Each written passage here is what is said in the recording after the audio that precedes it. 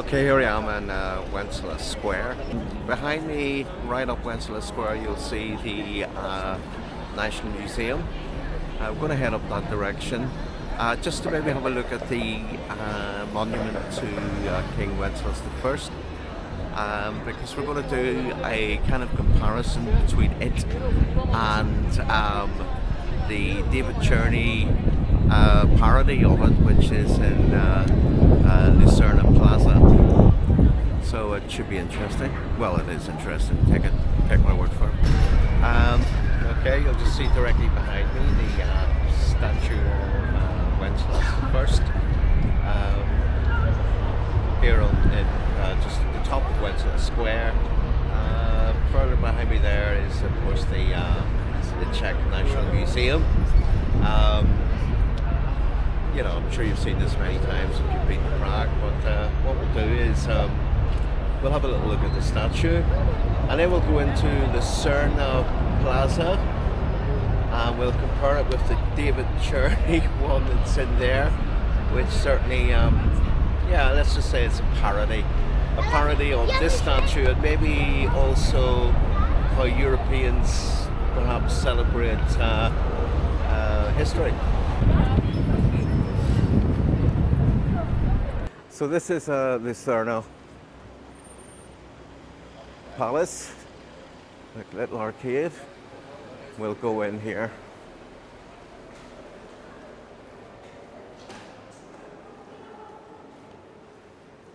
Now, in and around Prague, you'll find a lot of public art by the one artist, Mr.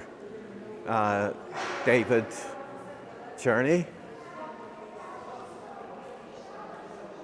Praguers are kind of indifferent to him. Critics, or should I call them gatekeepers, tend to dislike him. Well, this is one of his pieces here. This is a Wenceslas sitting on a dead upside down horse. Now, it is a parody of the statue in Wenceslas Square of Wenceslas on his horse and looking triumphant. You know, basically, I think David Černý's just taking the piss out of how, not just here in Prague, but throughout Europe, how we celebrate our history. Personally, you know, I think this piece is a bit of a laugh. It shouldn't really be taken seriously like most of Černý's work, and you know, it's it's worth having a look. We'll go upstairs and get a closer look at it. There we go. Wenceslas on upside down dead horse. Say, some Praguers really find him offensive. It's up to them, I suppose. I don't think there's anything remotely offensive about Černý's public art. This is another David Černý public art piece. Very technical. It does, I think it used to be, it took about 45 minutes to do a complete revolution. I think now it's 20 minutes. So there is, I mean, it is quite striking. I think there's another one of these in a city in America, is there? I'm not sure, I can't remember. But Kafka, when he died, he gave instructions to his best friend to destroy all of his unpublished material. He didn't want to be remembered. Well, there's various museums and two statues of him here in Prague. Maybe it was a bluff, eh? Maybe he had a sense of humor after all. This is Spitfire butterflies. There is two. You can see one on the side of the building here. They're actually better at night because the lights light up into a hybrid of the Czech flag and the British Union flag. The Spitfire obviously represents how you know, how it helped to free Europe from the Nazis, while the wings represent Czechs finally getting freedom after the Velvet Revolution.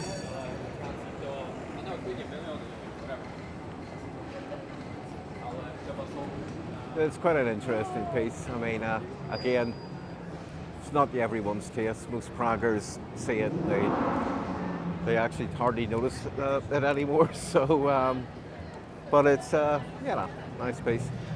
There is a restaurant actually on the top floor of this building called Fly Vista. It can be a bit pricey, but they have Michelin star food, and I was there last October around Halloween, and I had the whole menu, the Halloween menu, and it was absolutely delicious. You can go up, and even if you just buy a cup of coffee, it gets you access to the viewing point, and you'll get some fantastic views right across Prague. Okay, to our next on the Czerny list. This is David Černý's, again, unusual Sigmund Freud hanging from a roof, well, a pole off the roof. I hope you can sort of make it out, just so we can get a little bit closer. It's one that often gets missed when people go searching for David Černý sculptures. Again, it's a very unusual piece, and does raise a smile. Now, where you can find this one? Okay, let's just get the street name again, because as I say, my Czech pronunciation's bloody awful.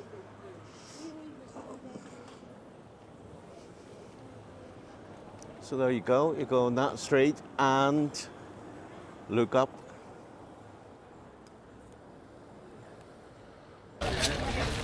Okay, we're in the lesser town, and we've come across another David Černý piece. This one's called Piss.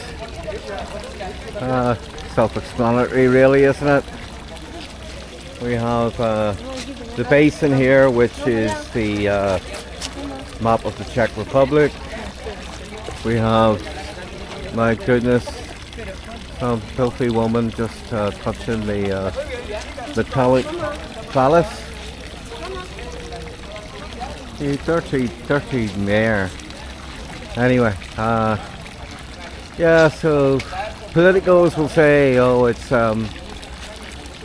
the Czech people getting pissed on from the left and the right.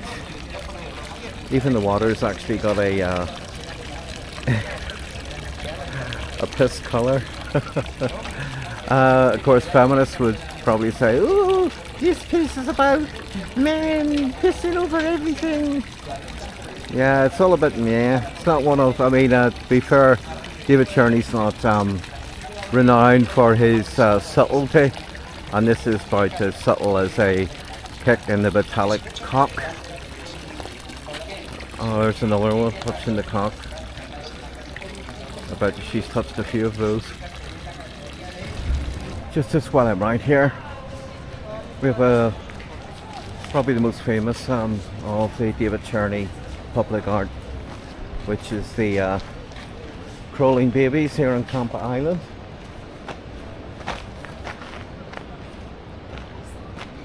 Open to interpretation, you know, I mean, big claws, the barcode faces,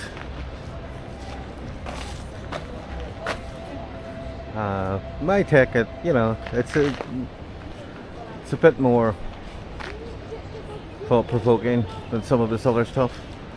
Could it be that it represents the Czech people learning to crawl after years of being programmed by the communist regime? I don't know. Maybe I'm reading too much into it. So time to say goodbye to Prague yet again at the Prague City Airport. Always sad to leave here, but I'm sure I'll be back. And at the airport there's actually plenty of unusual pieces. Giant chessboard downstairs. There's also in the arrivals there are quite a few sort of quirky little pieces. And then this one, this is another David Černý. This is Pegasus. Make of it what you will. Like there's 3 of these at the airport. But it's a goodbye from Prague, and it's a goodbye from me.